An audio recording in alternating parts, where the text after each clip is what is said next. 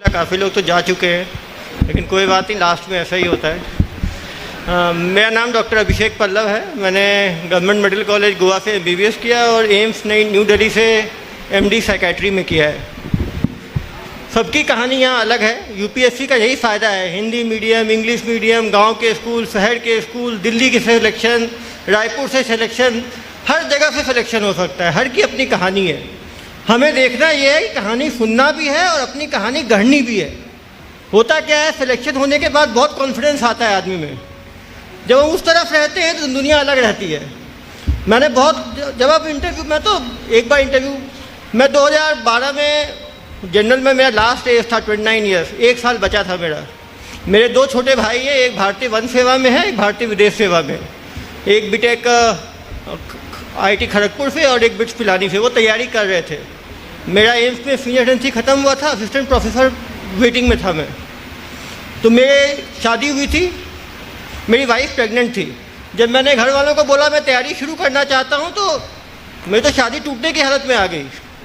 मेरे father in law बोले मैं तो डॉक्टर लड़के ने शादी किया था, एम्स में कंसल्टेंट है उससे शादी किया था, तुम कहाँ अनसर्टेनिटी की ओर जा रहे हो। लोगों ने कहा कि एक अटेम्प्ट है, होगा नहीं होगा, करियर क्यों ख़राब कर रहे हो। जैसे आदमी प्यार करता है किसी लड़की से, वैसे ही प्यार यूपीएससी का है। हो सकता है 100% मिलेगा ही मिलेगा, लेकिन यदि आप दिल से लगोगे तो ही चांस है मिलेगा। दिल से नहीं लगोगे तो मिलने का चांस 0 हो जाएगा। 100% लगाओगे तो भी 100% गारंटी नहीं। यहाँ कुछ लोगों ने 100% बोला, मैं खुद को बोल रहा हूँ 100% गारंटी नहीं है। मैंने पार्ट टाइम तैयारी शुरू की। मेरा पहले अटेम्प्ट में आईपीएस हो गया, 1 अटेम्प्ट था। मेरा दूसरा भाई उसको 3 अटेम्प्ट लगे, तीसरा भाई है जो सबसे शार्प था, वो 5 अटेम्प्ट लगे, तब जाके उसको आईएफएस मिला। यहाँ कोई गारंटी नहीं है। मैंने कुछ लोगों को देखा, एम्स के पोस्ट ग्रेजुएट 6-7 अटेम्प्ट देके घर वापसी हो गई।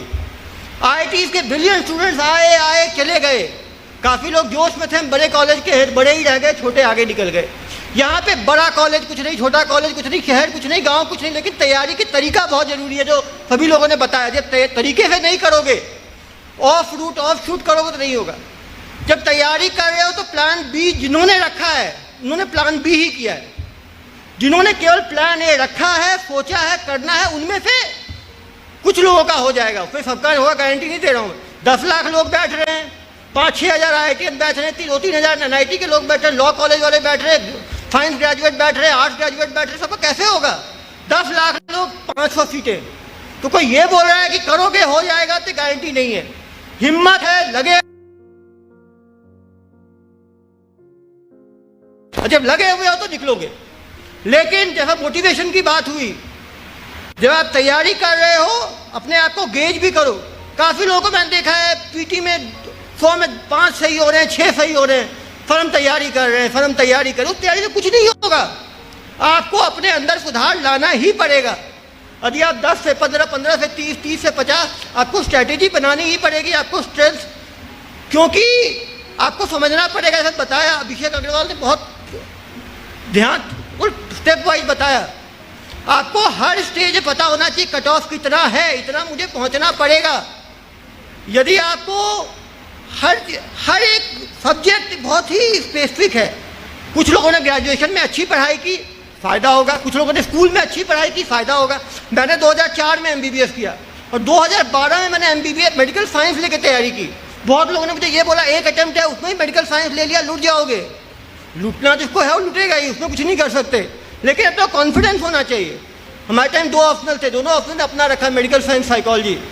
6 महीने की मैंने कहा ना जी, यदि आप अपनी चीज़ पे भरोसा कर रहे हो, चांस ज़्यादा है। लेकिन अपनी चीज़ अपना तब होगा जब पढ़ा है। काफ़ी लोगों ने बीटेक किया, कोई पढ़ा ही नहीं सिविल इंजीनियरिंग।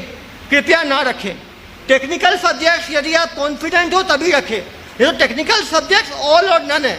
आपको 350 भी दे सकता है, आपको केवल 50 पे छोड़ सकता है। तो केवल कॉपी ना करें, आप अपने इंटरेस्ट को देखें। राइटिंग, कुछ चीज़ें थम्स अप हैं, जैसे हैंड राइटिंग अच्छी है। यदि हैंड राइटिंग आपकी अच्छी है तो 15-20 नंबर आपको एक्स्ट्रा मिलेंगे। यदि आपकी राइटिंग स्पीड अच्छी है तो आप ज़्यादा लिख पाओगे। बहुत इंपॉर्टेंट है। क्वेश्चन के 4 पार्ट्स थे, हम चारों पार्ट्स को समझे, चारों पार्ट्स के बारे में कुछ लिखे। कुछ लोग क्या करते हैं, एक पार्ट के बारे में लिखे, टाइम खत्म हो गया, 7 मिनट, दूसरे क्वेश्चन चले गए। 10 नंबर का क्वेश्चन है, केवल 2.5 नंबर का अटेम्प्ट किया तो 1.5 नंबर मिलेगा। तो ये भी ज़रूरी है कि आप पैटर्न को समझें। जैसे लोगों ने कहा कि प्रैक्टिस क्यों कर रहे हैं, प्रैक्टिस इसलिए कर रहे हैं कि हम और इंडिविजुअलाइज ना करें। कोई कोचिंग कोई स्टिग्मा नहीं है जिससे हम भागे। हमने कोचिंग की तो कोई ख़राब बात नहीं है। मैंने सेल्फ स्टडी की, मेरे दोनों भाई ने कोचिंग की, उनकी भी सिलेक्शन हुआ, मेरा भी सिलेक्शन हुआ। लेकिन ये कि सब बोल रहे हैं ये कोई ख़राब बात नहीं है, हमने कोचिंग कोई चोरी डकैती नहीं है। काफ़ी लोग बड़े प्रिविलेज होते हैं, हमने कोचिंग नहीं की। भाई आपकी मर्जी, आपने नहीं की, 50,000 बचा लिए घर वालों के, अपने फिर कुछ भी नहीं है। मैंने देखा है ज़्यादातर लोगों को कोचिंग का थोड़ा फ़ायदा रहता है। फ़ायदा ये रहता है, एक तो इंक्लिनेशन, यदि आप 200 लोग के साथ बैठे हो तो दूसरा पढ़ रहा है, मैं नहीं पढ़ रहा, तो फटी में आदमी और पढ़ता है। दूसरी चीज़, आदमी जब रेगुलर टेस्ट देता है, नंबर कम आते हैं, तो आदमी को एक चीज़ आदमी को समझ में आता है, दुनिया कितनी बड़ी है। जब हम खुद तैयारी करते हैं हमें लगता है हम ही विष्णु ब्रह्मा और महेश है। जब हम तैयारी में जाते हैं तो हमें मालूम चलता है दुनिया बहुत बड़ी है, हम तो उसमें बूंद हैं। जब हम मॉक टेस्ट देते हैं और रिजल्ट गिरते हुए देखते हैं तब हमें समझ में आता है कि क्या चीज़ है। तो कभी इंडिविजुअलाइज ना करो। एक ही बताता हूँ मैं, जब हम सेलेक्ट हो जाते हैं तो हम बहुत तेज होते हैं, जब हम उस तरफ रहते हैं तो हमारी वही हालत रहती है। मैं तो बड़े बड़े एग्जाम दिया हूँ, भगवान ने का आशीर्वाद रहा है कि एम्स पीजी में मेरे पूरे भारत भर में 17 रैंक आया था, यूपीएससी में भी रैंक आई, मैंने कैट दिया तो IIM में मेरा रैंक आया, अहमदाबाद से मेरा कॉल था। मैंने तरह तरह के एग्ज़ाम दिए। कुछ लोग मुझे बोलते थे तो एग्ज़ाम देने के लिए बनाए, वो भी नशा है। जब आप नशे में, जैसे लोग नशे में भागते हैं चीज़ों के पीछे, यदि आप उस तरह का नशा करोगे, उस तरह का प्यार करोगे तभी बढ़ पाओगे। तभी ये जो आदमी कमज़ोर है वो टूट जाएगा। काफ़ी लोग बोलते हैं एग्जाम पैनिक हो जाता है, एंजाइटी हो जाती है, उसको आपको हैंडल करना पड़ेगा। नहीं करोगे पीछे छूट जाओगे, क्योंकि दुनिया इतनी बड़ी है, कोई आपको हाथ नहीं देगा। जब आप फेलियर में रहते हो, फेलियर खुद हैंडल करना होता है। सक्सेस दुनिया के साथ मिलकर हैंडल किया जाता है, लेकिन फेलियर अपना खुद हैंडल करना पड़ता है। और फेलियर को, जो लोग फेलियर में मजबूत रहते हैं वही लोग आगे बढ़ते हैं। बहुत इंपॉर्टेंट है, अच्छे दोस्त बनाओ, अच्छा स्टडी सर्कल हो। मैं फॉर्चुनेट था कि दोनों छोटे भाई मेरे काफ़ी मतलब साथ में थे, वो पीछे छूट के मैं पहले हो गया। लेकिन एक ग्रुप सर्कल से बहुत फ़ायदा होता है। पॉजिटिव लोगों के साथ हो, आप आंसर शेयर करो। ज़्यादा प्रॉब्लम होती है लोग एक दूसरे से जलते हैं, वो अपना नोट छिपा रहा है, वो अपना बुक छिपा रहा है। ऐसे दोस्त ना बनाए, ऐसे दोस्त से अकेले पढ़ना अच्छा है। यदि कोई ऐसा आदमी है जो आपके साथ शेयर कर सकता है, साथ आगे बढ़ सकता है, वैसा दोस्त बनाए। जो स्ट्रैटेजी है वो सबने कहा, या तो आप जो वीक पॉइंट्स हैं, किसी सब्जेक्ट से भागना नहीं चाहिए। मैं तो साइंस ग्रेजुएट था, इकोनॉमिक्स बहुत नया था मेरे लिए, ह्यूमैनिटीज़ काफ़ी नया था। लेकिन यदि आप समझने की कोशिश करोगे, सबसे इम्पोर्टेंट होता है चीज़ों को दिमाग में ब्रैकेट में टिकाना।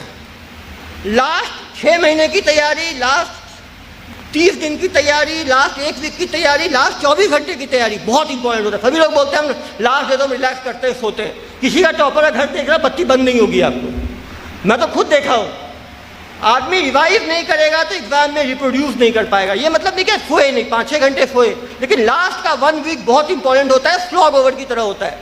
यदि आदमी लास्ट में चीज़ों को रिवाइव नहीं करेगा तो रिकलेक्ट नहीं कर पाएगा, कन्फ्यूजन होगा। MCQs में आप जितनी बार, लोगों ने बताया, जितनी बार आप पढ़ोगे, एक निगेट करने की भी आदमी को समझ में आता है कि 4 में ये ऑप्शन तो नहीं होगा, तो 1/3 पे आप आ गए। उसमें ध्यान से पढ़ोगे आप लाइन को, तो कुछ एक और ऑप्शन निकल जाएगा। यदि आप 2 में लेके आ जाओगे 50 क्वेश्चन को, तो 25 सही होगा। वो लोग बोलते हैं ऐसा कोई नहीं होता कि 50 में 2 पे लेके आए तो उसका 10 ही सही होगा।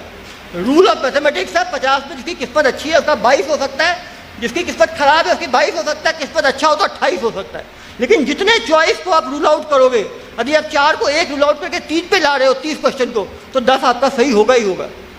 वो हर एक क्वेश्चन इंपॉर्टेंट है, बहुत इंपॉर्टेंट है। लंबी तैयारी, लोगों ने कहा है लंबे टाइम तक मोटिवेट करके रखना। और सही बात यह है कि सर्विसेज के बारे में बहुत लोग नहीं जानते।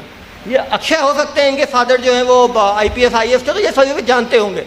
बाकी सभी लोग सुपरफिशियल चीज़ों को देख के ही तैयारी करते हैं। लोग बोलते हैं कि ये हमारा मोटिवेशन है, वो हमारा मोटिवेशन है, हो सकता है हो, लेकिन सर्विसेज में आने के बाद लोग नहीं जानते। सर्विसेज को 8 साल 10 साल हो गए, वो भी कंफ्यूज है। तो कृपया उस पर ना जाएं। इस पर यह बात सही है कि सर्विसेज आपने नाम ही है सेवा, भारतीय प्रशासनिक सेवा हो, पुलिस सेवा हो, राजस्व सेवा हो, नाम ही है सेवा। जो सेवा के लिए आएगा वो सर्टिफाइड रहेगा, जो मेवा के लिए आएगा वो जल्दी डिसर्टिफाइड हो जाएगा। ये कुछ लोगों ने मेवा वालों की बात भी की थी, तो मैं उस पर नहीं आना चाहता। लेकिन जो आदमी 3 साल 4 साल इतना स्ट्रगल करके आएगा, उसके अंदर UPSC मुझे लगता है कभी कभी इसीलिए इतना टाइम लगाती है, इसीलिए एज बढ़ाते जा रही है 30, 32, 34, क्योंकि लोग इतने डेडिकेटेड, वही लोग छन के आएंगे जो छन्नी में छनना चाहते हैं। मेवा वाले लोग पहले ही छन के बाहर हो जाएंगे। ये अपवाद की बात कहीं भी आ सकती है। तीनों फेज में बहुत जरूरी है कि एक फेज की तैयारी के बाद दूसरा फेज का तैयारी आदमी करता रहे, वो बहुत बड़ी चीज़ है।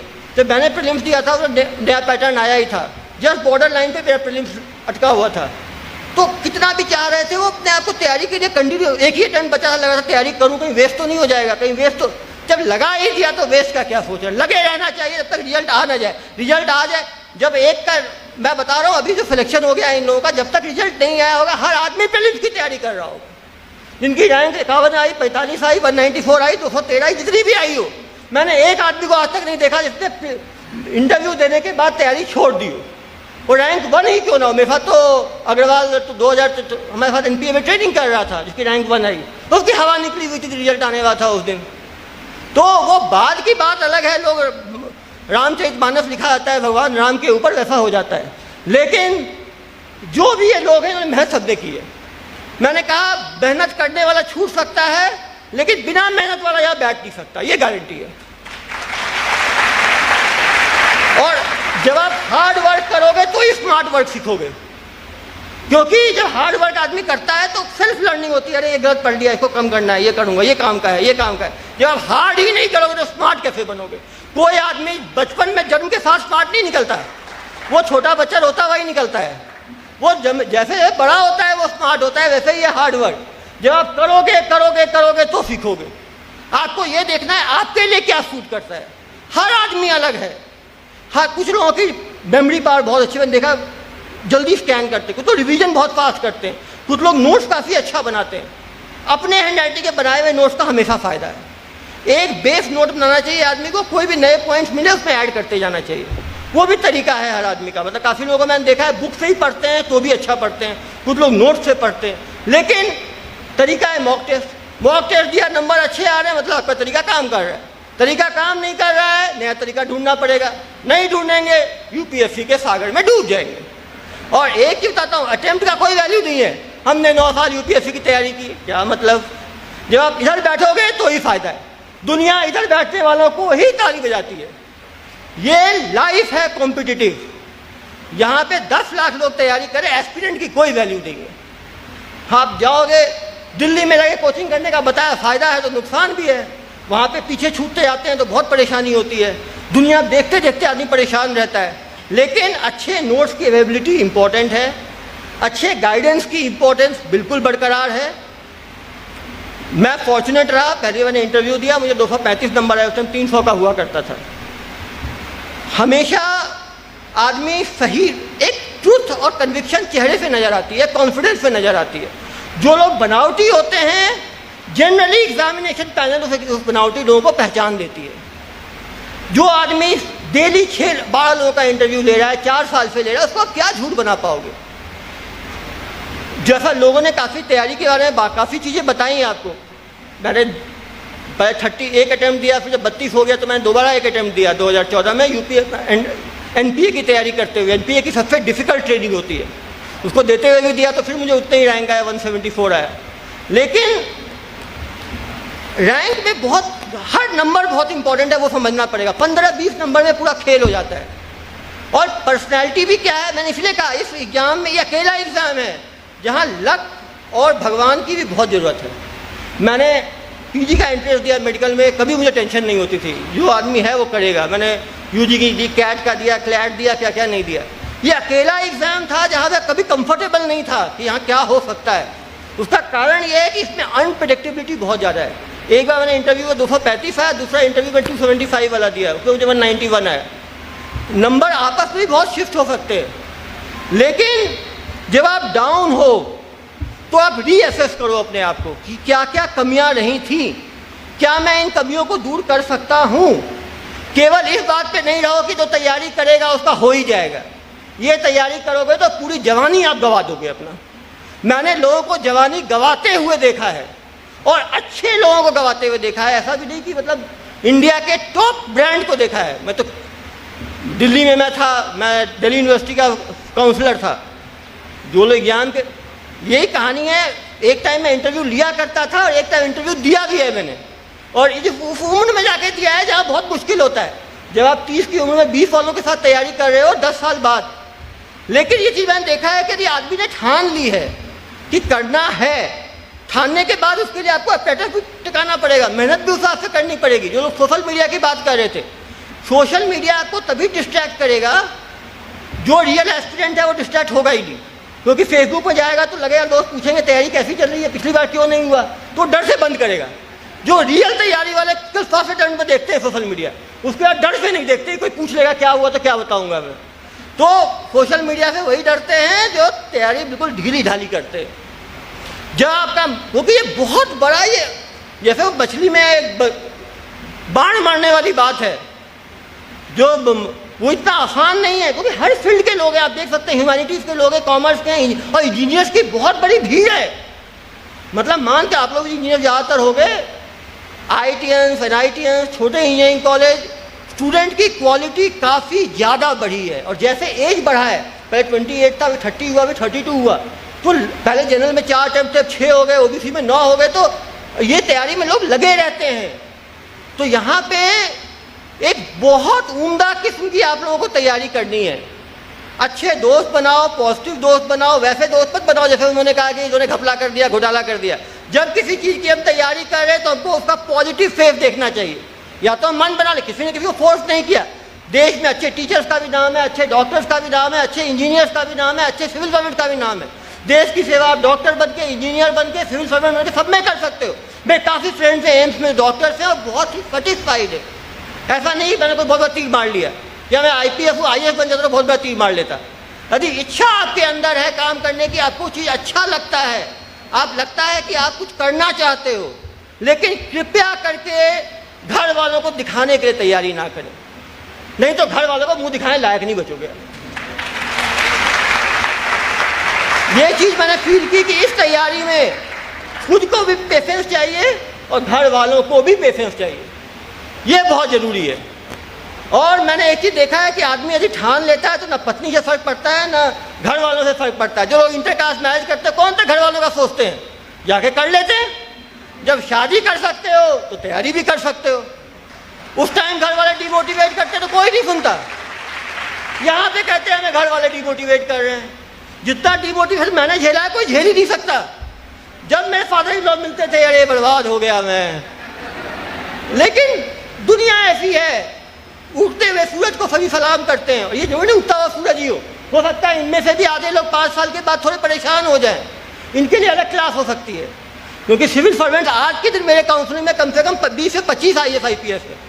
आधे तो इतने सीनियर है कि मैं काउंसलिंग नहीं करता उनकी डर के मारे। कोई पूजो सेक्रेटरी है, कोई सेक्रेटरी है, कोई एडिशनल सेक्रेटरी है, सब परेशान हैं।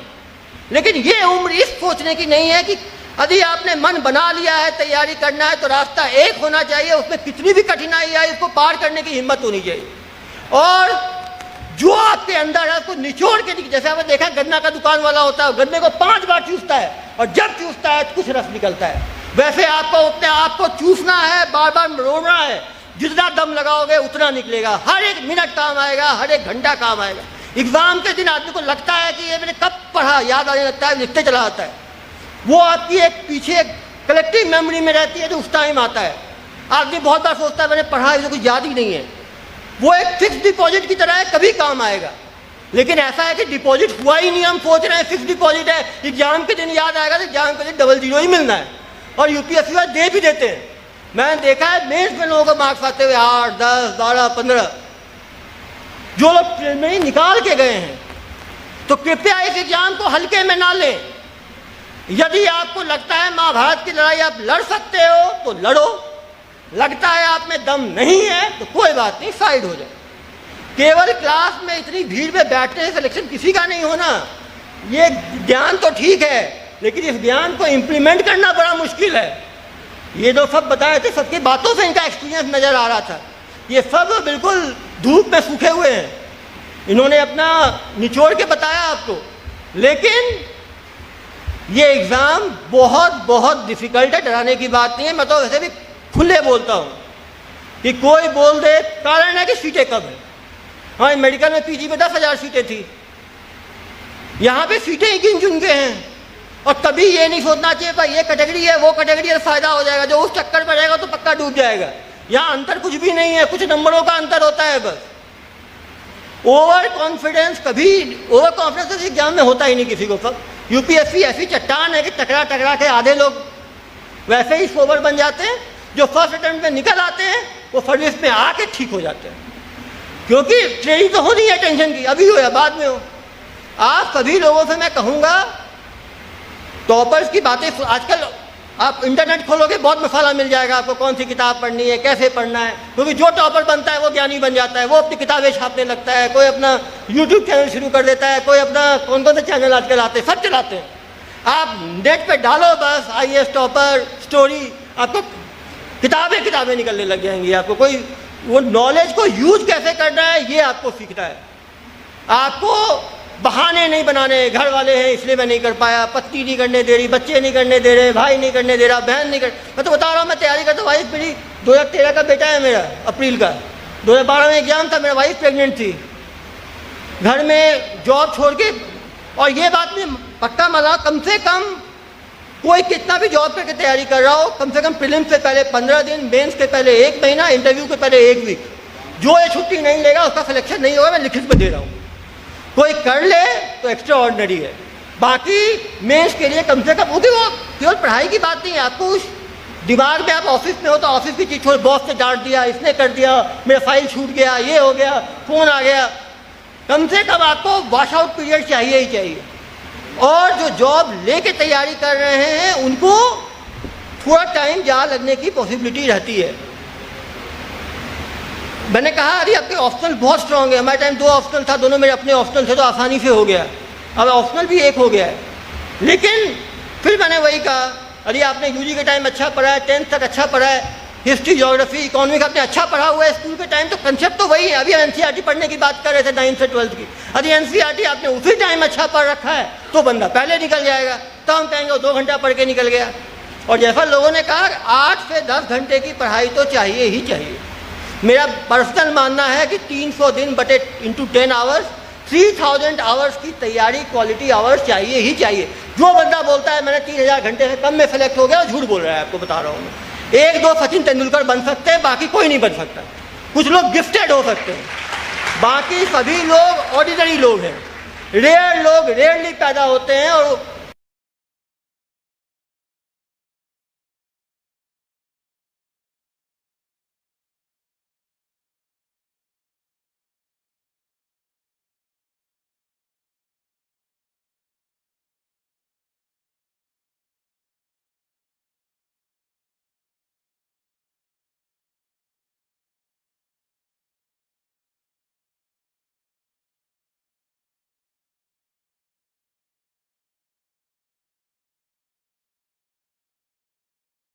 आप ये भी आप अपने आप को एग्जामिनर बन के सोचो, मैं तो एग्जामिनर भी रहा हूँ।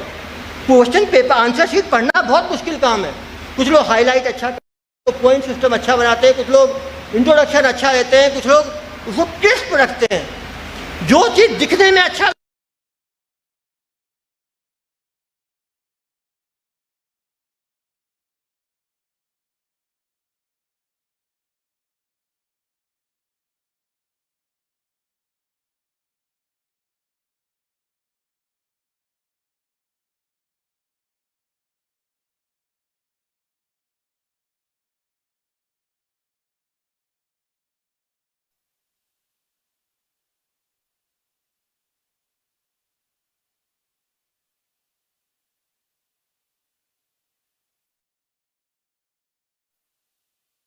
के अंदर क्वेश्चन पेपर खत्म करने की कोशिश करें। बहुत लोग 4-5 क्वेश्चन ही छूट जाते हैं। यदि आपका क्वेश्चन छूट गया तो बहुत मुश्किल है मेंस में मार्क्स को फेच करना। मेंस में बहुत इंपॉर्टेंट है, जिस क्वेश्चन के बारे में कुछ भी नहीं आता उस पर नाम कहानी लिखने की जो यूनिवर्सिटी की आदत होती है वो आदमी को डुबो देती है। नए पैटर्न में कोई क्वेश्चन बिल्कुल भी नहीं आता तो मेंस में उसको अटेम्प्ट ना करें, वो आपका टाइम खराब करता है। आपको कहीं और लिखोगे तो टाइम आपका बचेगा। लेकिन जिसके बारे में आप थोड़ा बहुत जानते हो उसको अपने हिसाब से लिख सकते हो। ऐसे 2-2 आते हैं, ऐसे बहुत ही ऐसे न्यूज़पेपर में आप पढ़ते हो, एडिटोरियल पढ़ते हो। फ्री फ्लोइंग होना चाहिए, आपको समझना चाहिए, बहुत ज़्यादा पॉइंट फॉर्म में नहीं लिखना चाहिए। उसका एक इंट्रोडक्शन हो, बॉडी हो, जैसे उन लोगों ने कहा आप कुछ अच्छे कोटेशन देते हो, लाइफ टाइम एग्जाम्पल्स देते हो, हमेशा ऐसे लिखने के पहले एक रफ में एक बॉडी तैयार कर लेना चाहिए, किस पॉइंट में लिखने वाला हूँ। कुछ लोग ऐसे शुरू करते हैं, लिखते चले जाते हैं, लिखते चले जाते हैं, पेज भरते चले जाते हैं। वो एग्जामिनर के लिए बहुत एनोइंग होता है पढ़ना। आप तो एक लिख रहे हो, बेचारे को 10-12 पढ़ना है डेली। उस पर भी सहानुभूति रखना है अपने को, एग्जामिनर पे भी। एग्जामिनर में सहानुभूति नहीं रखोगे, वो आप पे नहीं रखेगा, आपकी बैंड बजा देगा वो। और जो रेगुलरली अपने आप को अपडेट नहीं करेगा, करंट अफेयर्स बहुत इंपॉर्टेंट है, क्योंकि पेपर 2 और पेपर 3 जो है जीएस का पूरा डायनेमिक है। इकोनॉमिक्स जो हुआ, इंटरनेशनल अफेयर्स हुआ, इंटरनल सिक्योरिटी हुआ, इवन पॉलिटी भी आजकल मेंस में, प्रीलिम्स और मेंस बहुत अलग है। प्रीलिम्स स्टैटिक है पूरा पॉलिटी, जबकि मेंस का पॉलिटी पूरा डायनेमिक है। इकोनॉमिक्स जैसे ही प्रीलिम्स का स्टैटिक है, मेंस का पूरा डायनेमिक है। एक थॉट प्रोसेस डेवलप करना बहुत ज़रूरी है। जैसा उन्होंने बताया, critically analyse, elucidate, explain, define, enumerate, सब में बहुत अंतर है।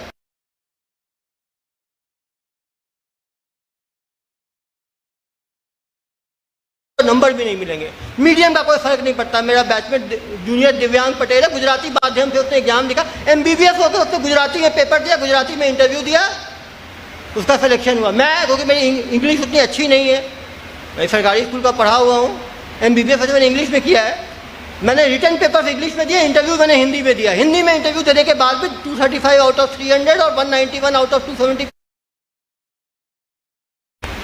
इंटरव्यू आप कितने कॉन्फिडेंटली, वो लैंग्वेज चेक नहीं करता। हम भारतीय हैं, हम हिंदी में क्यों शर्माएंगे? कोई नहीं शर्माता। केवल हिंदी हमारी मातृभाषा है, बोलने के लिए नहीं है। 100 में 99 लोगों को हिंदी पे गर्व है। हो सकता है कुछ इंग्लिश मीडियम में पढ़े हुए लोग होते हैं, मेरी वाइफ है, उसको इंग्लिश से प्राइवेट स्कूल से पढ़ी है, तो होता है इंग्लिश बहुत बड़ी चीज़ है। इंग्लिश बोलने से कोई आदमी